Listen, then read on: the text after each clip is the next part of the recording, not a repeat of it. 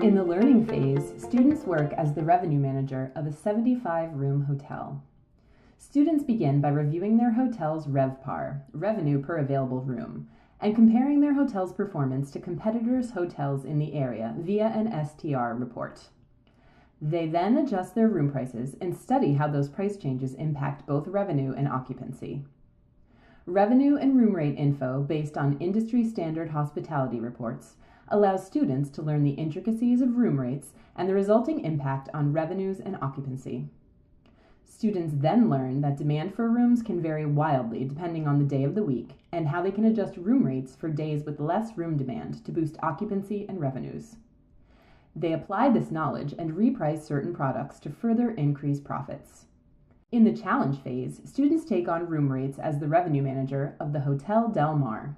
Students must apply their learnings about room rates and revenue management to increase the hotel's revenue within 1 month in the sim. For professors using the full curriculum with written content chapters, the optional concept overview and quiz covers: what is revenue management? It's a supply and demand thing. Goals of revenue management, methods for maximizing revenue, the importance of revenue management, and revenue management math.